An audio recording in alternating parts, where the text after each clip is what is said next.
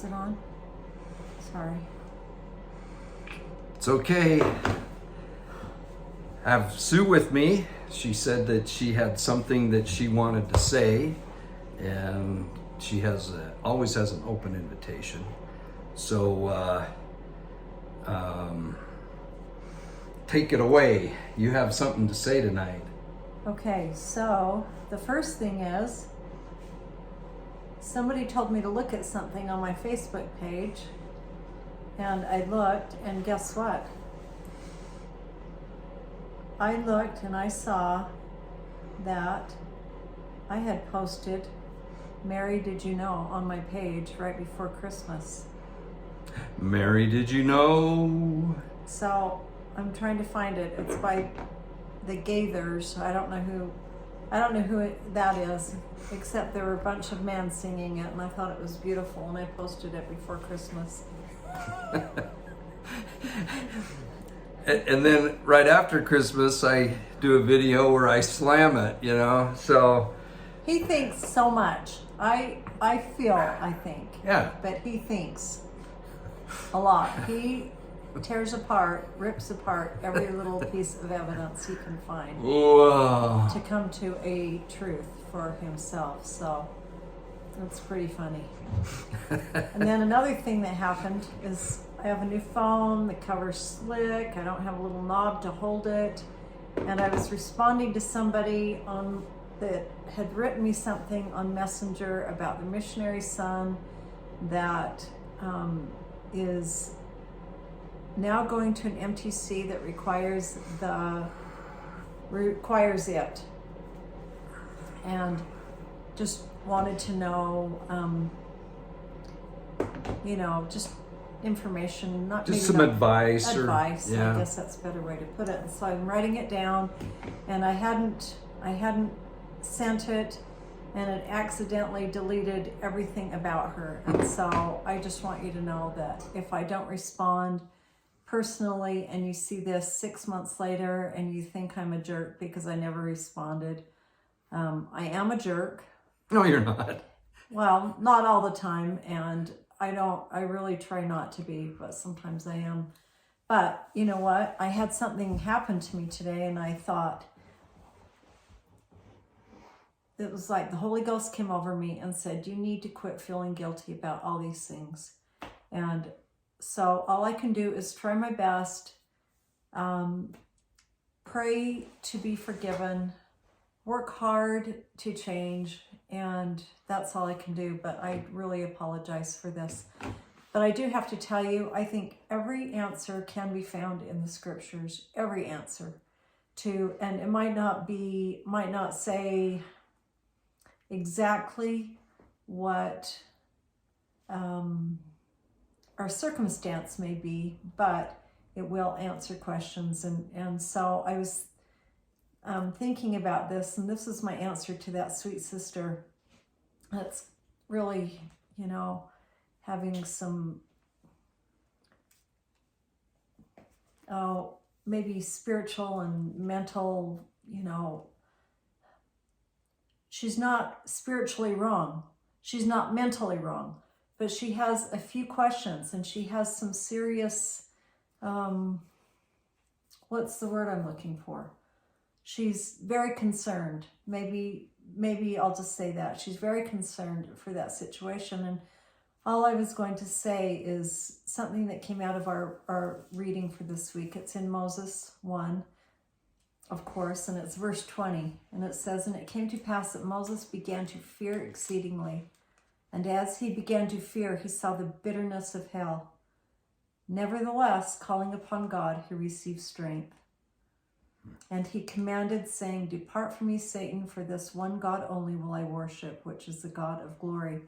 And so I think my answer to her really is, it's easy for us to be scared about things in the future, but if we just put our trust in God, really, and not look to Satan, not look to the world for answers, but look to our Heavenly Father, only calling upon God, we'll receive a strength that we need to get through the situations that we are in and that we will be put in. So Very good. Can I add just my thoughts on the missionary going to the MTC? And so this is this person that contacted Sue, and I've had several contact me. So the deal is, even if a missionary is going stateside, if they're going to the Provo MTC, and maybe all the MTCs wherever they are, I don't know, they're required to get it. Yeah, to get it. So we're obviously, I mean, I think that scripture is amazing, and that's better than what I would have to say. But on just a practical, how I would handle things is from a perspective of someone who's already raised the kids. So I don't have any kids that age. So it's impossible for me to know what you're going through, even though we've been through things. From a grandfatherly standpoint, and if you're asking my opinion, I would say something like this to my son or daughter who is contemplating, do I get it so I can go to the MTC, so I can go on my mission, or do I think there's still an option of doing the MTC online at home, but a lot of young people want that experience of the MTC, and I understand that. But I would say, well, son or daughter, I'm not going to tell you what to do, but if you're asking me, I'll give you my opinion, but it's just my opinion. You're an adult now. You've got to decide what you're going to do. Now, my opinion as a grandpa, not attached to this father, son, or daughter situation or parent, I would say, go to the scriptures, find your answers, go through prayer, fasting, do what it takes, and I'll support you 100%. Whether it's to wait and see if things change, or whether it's to go ahead and get it so that you can do it, I'll support you. I'll trust that you got your answer by the Spirit. And I think that's what I would do. But I would be very hesitant as a parent to inject advice or push it one way or another, because they're adults. They need to decide at some point. I'm going to talk a little bit about that later on in this video. But anyway, I think that's great, and that scripture is amazing. And it's also cool how you got that from your current reading for this, which is, it happens all the time. That's the cool thing about it.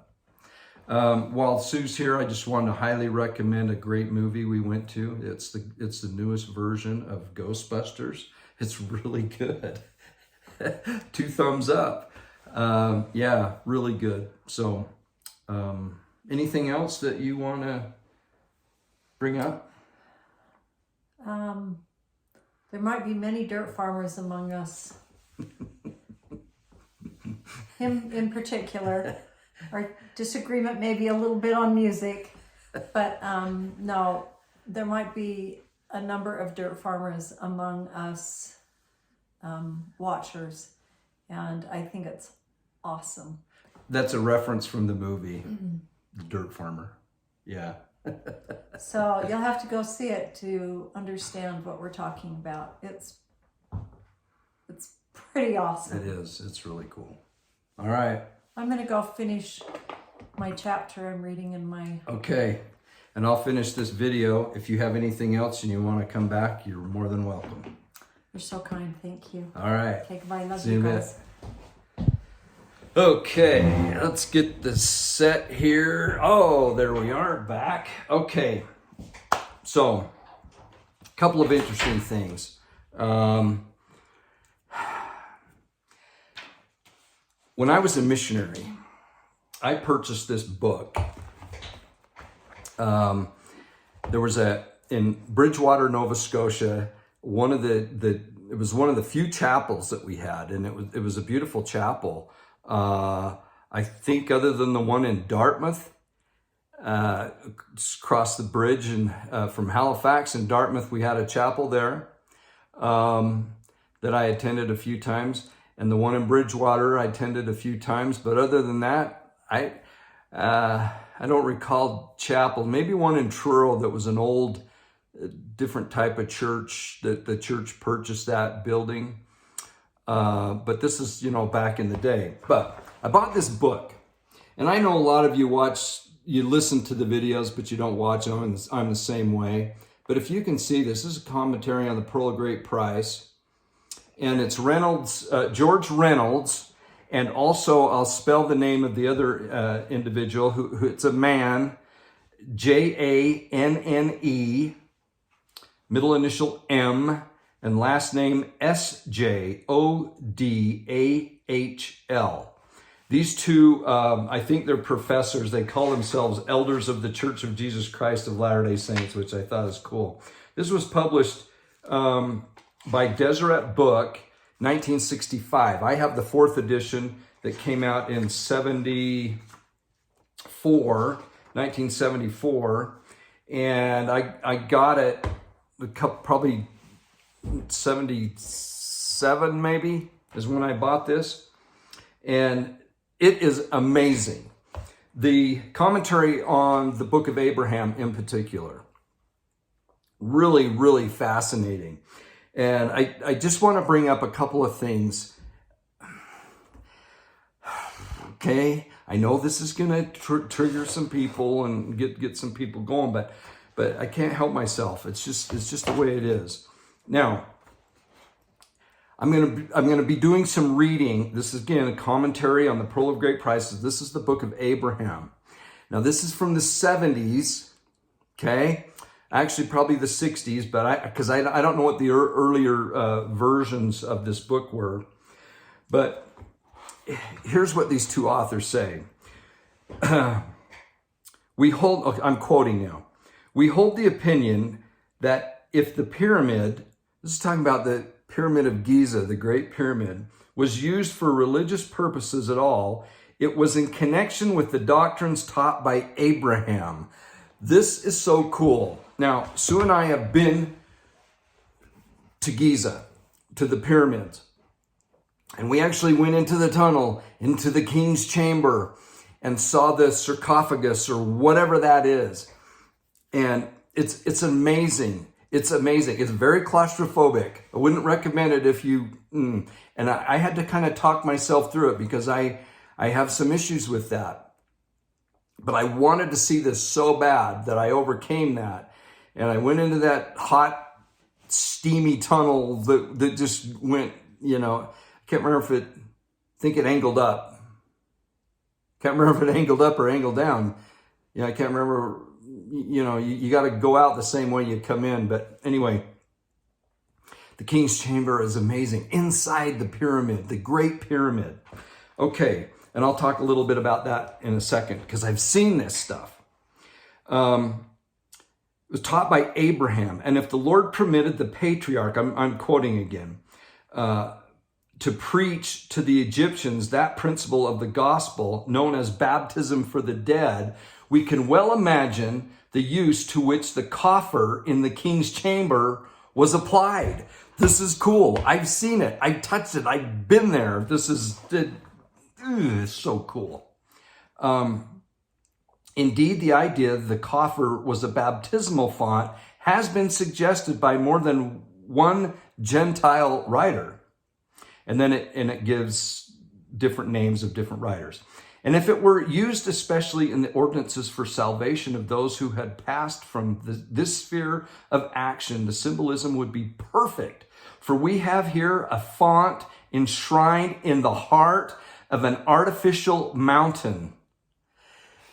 This is so cool because the pyramid is a mountain on a flat plain, which represents a temple. And inside the temple, this enclosure, and we'll learn more about this really ties a lot of things in together. could very well be a baptismal font and a baptism for the dead. We know the Egyptians were obsessed with life after death, right? I mean, it was taught. And who could have taught that the best would be Abraham, who did get into Egypt and lived his life there, much of his life. Okay.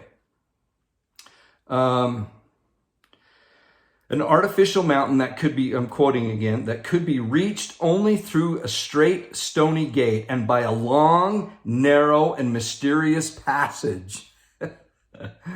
How accurately these typify the valley of the shadow of death that David spoke of.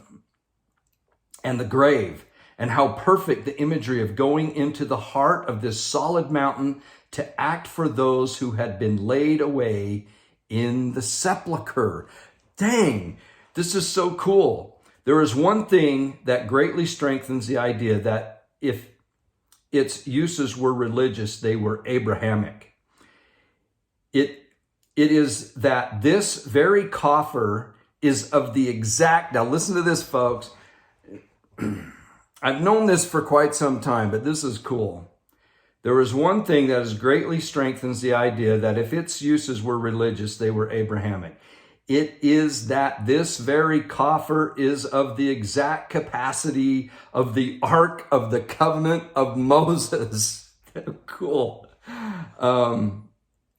Also, that an originally marked off portion of the chamber. And again, Sue and I have been inside that chamber. It's just incredible. Okay, also that an originally marked off portion of the chamber in which the coffer stands is of the same exact capacity of the brazen sea or baptismal font in Solomon's temple. Surely there is something more than a mere coincidence in this. This is so cool. Why don't we have this taught all the time? And I'm going to get to that in just a minute. Okay, I'm going to read just a little bit more. We next want to draw attention to some of the important truths relating to the earth and the heavens revealed by God to Abraham, of which the generality of mankind of that and every succeeding age have remained in ignorance. In other words, these people knew way more than we know. Even to the day in which we live, but with which the builders of the Great Pyramid were evidently acquainted. Among these and kindred truths as manifest in the construction of this vast artificial mountain, we may mention the law of planetary or solar motion, the distance of the earth from its center to the sun, the exact size, shape, and density of our globe, the precise length of the Earth's solar orbit, as also the value of the sacred cubit as the unit of measurement. Now, isn't this just so fascinating? Now listen to this. Listen to this, guys. Writing on this subject in an early number of the Juvenile Instructor. This was a publication first put out by George Q. Cannon and his family. So it was private, but it was all church related. And then the church ended up purchasing it from the Cannons. And these are the magazines for our young people. These are articles in what we call this now. This is the kind of writing that we had. This goes back from the late 1800s to the early 1900s, okay? And I don't know the exact date of when I tried to find it and I couldn't find it, but some of you will know. But writing on this subject, an early number of the Juvenile Instructor magazines, Elder/Professor Joseph L. Barfoot remarks. Now, when they say elder, that doesn't necessarily mean they're general authority. A lot of these authors and professors at BYU preferred to call themselves elder so-and-so because they were elders in the church, right? Okay. Joseph L. Barfoot, Barfoot, he remarks, so he wrote this in the Juvenile Instructor, one of the church magazines, okay, for young people. There has been, okay, this is the quote. This is from the Juvenile Instructor. There has been a great deal of guesswork heretofore about the use of the Great Pyramid at Giza. The prevailing opinion was that it had been intended for a tomb for one of the ancient kings of Egypt. Discoveries have recently been made which have led to the inference that it had far more important uses. In fact, that it was an observatory built upon mathematical principles and designed to perpetuate through all succeeding time a correct knowledge of the heavens and of the earth.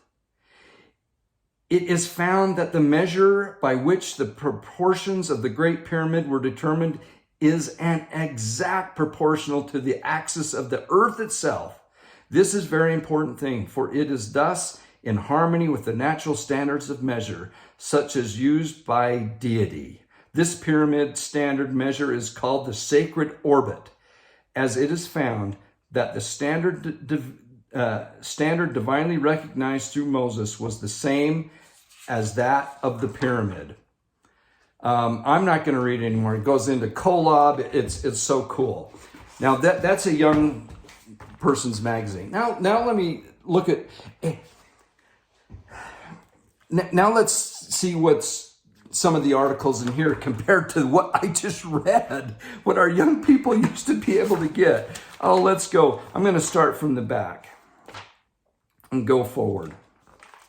Let's see. Making the scriptures real for our children. Oh, that's really good. Role playing. Making the scriptures real. Well, that's nice. Okay, for parents. God's plan is for you. Dear parents, gospel discussions, heavenly, come follow me, family fun. You know, that's really neat. Okay. And then we're going to go in here. Okay, this is for aging faithfully. And these are, you know, people that wrote this, or Smooth into Retirement is the title of this one. Really, really intense. Smooth into, how are your finances? Can you live within your means? How much can you manage? Yeah, this is, okay, that's for the, okay. Oh, here's one for young adults. Becoming emotionally resilient. I hadn't ever experienced anxiety until I returned home from my mission, so I wasn't sure of how to move forward. These are all touchy-feely articles. Here's another young adult article. Simple reminders for finding your way through life. Oh, and this is by a guy that works for the church magazines. You know, remember what matters most. Our small choices add up. Things will work out. You know, it's all good, right? But it's just like,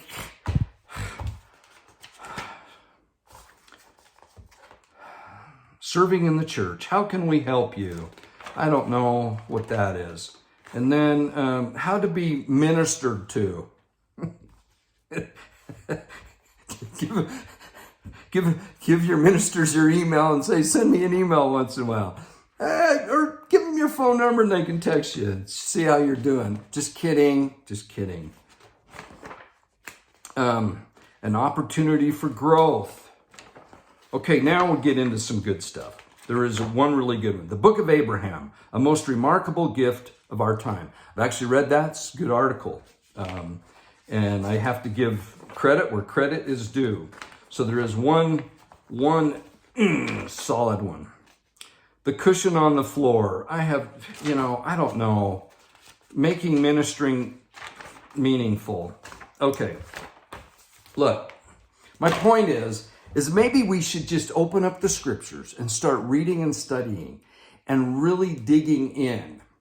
And I'm talking about people our age, in our 60s, but I'm really talking about young people. The articles that they had in the juvenile, what was that called again? What was it? The Juvenile Instructor. You know,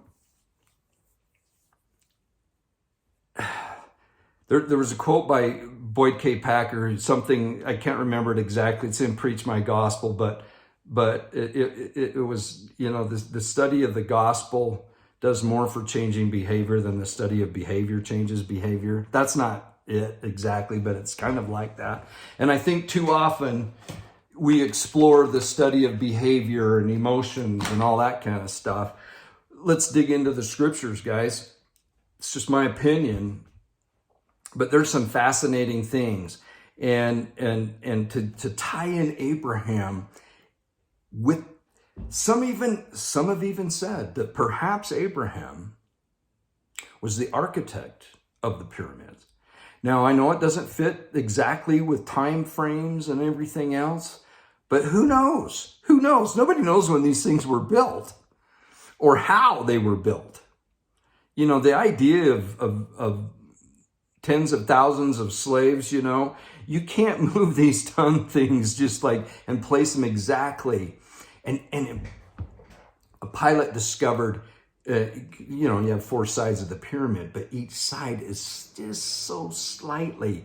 And a pilot way back, the sun was just right, and he could see how just slightly each side caved into each other. So there's actually 8 sides to the Great Pyramid. It's incredible. It's incredible. And all the things. And you know how you have the 2 pyramids and then one off to the side? You have the 3 main pyramids and then there's 3 tiny ones, I think, more. Well, if you go to Teotihuacan outside of Mexico City, you have 2 pyramids, pyramid of the sun, moon, and then the one off to the side.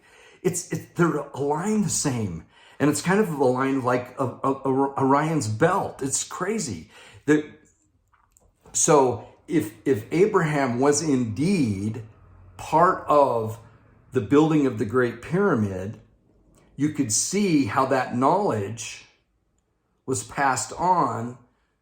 Abraham, Isaac, Jacob, remnant of Jacob coming to the Americas. And I don't want to get into heartland stuff, but I'm just saying it's pretty fascinating that you have these huge similarities between Egypt and Mesoamerica with the pyramids and their alignment and the things they teach us about the constellations and winter or all the solstices and all the things that go on. It's crazy. It's unbelievable. The technology they had far surpasses much of what we can figure out today. It truly is amazing. So as we study the book of Abraham and the book of Moses, here's another interesting thing. I'm going by memory now, but Akhenaten,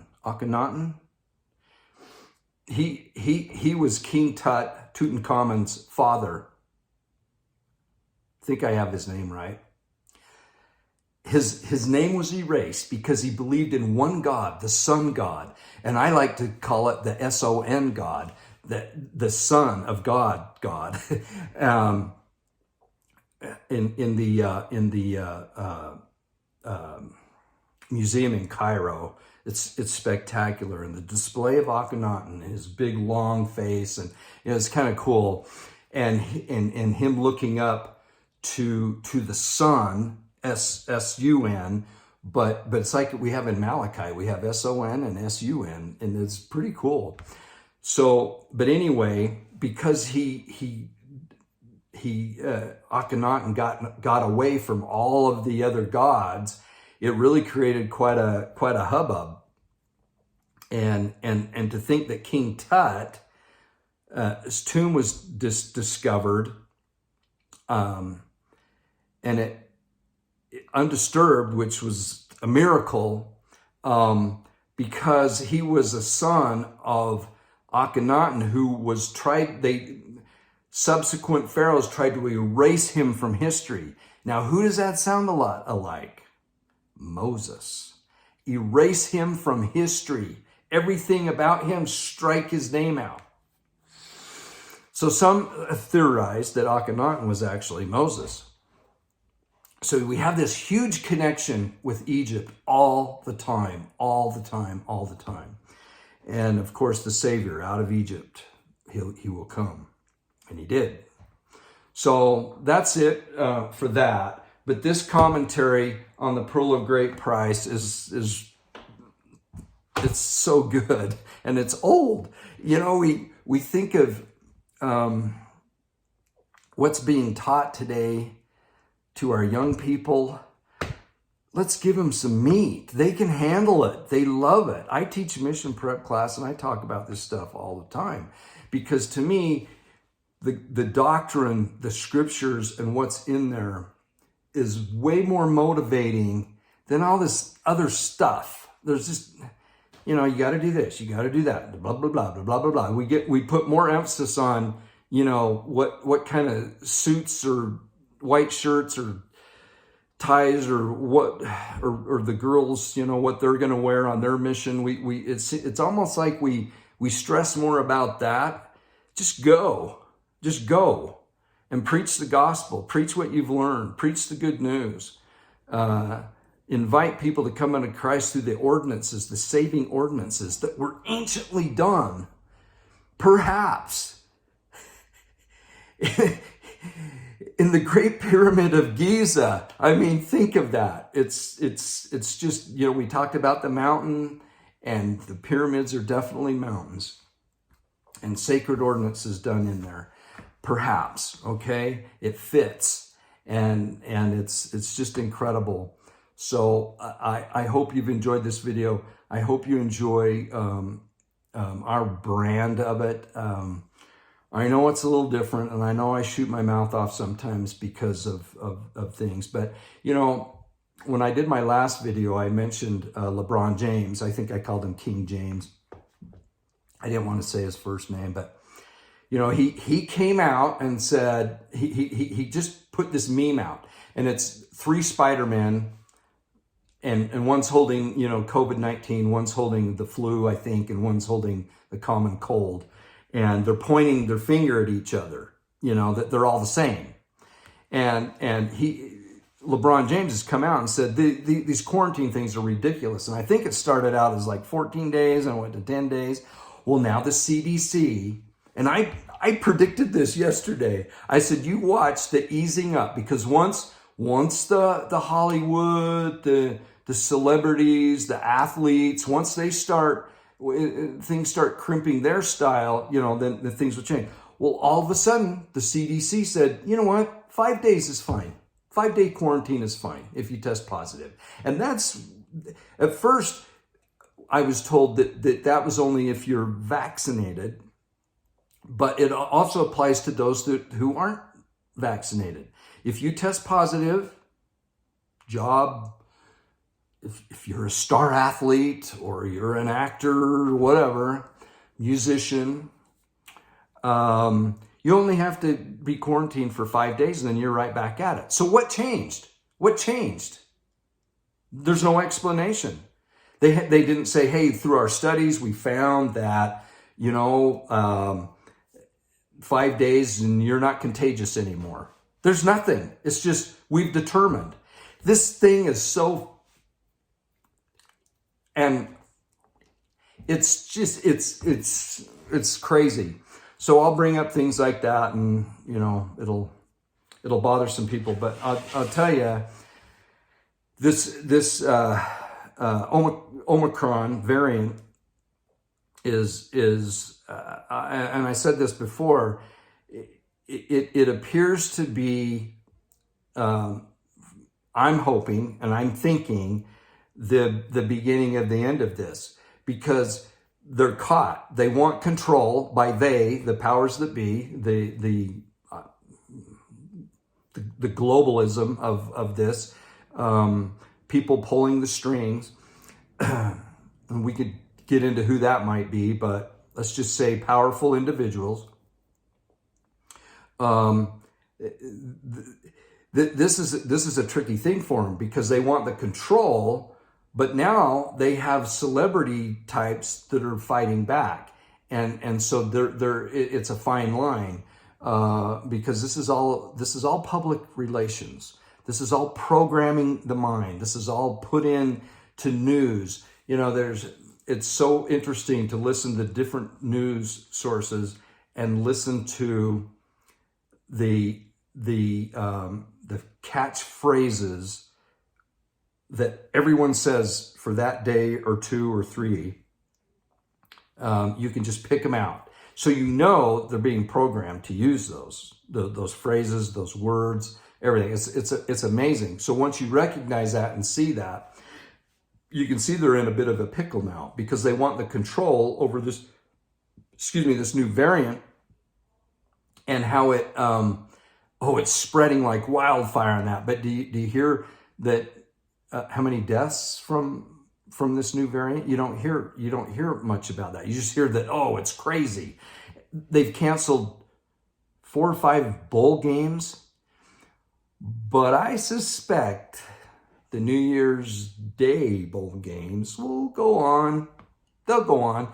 It's just these lesser ones that can still put the fear in people and not cost all the money that it would cost if you canceled the big bowl games, the big ones. So you can kind of watch and see, how this thing works.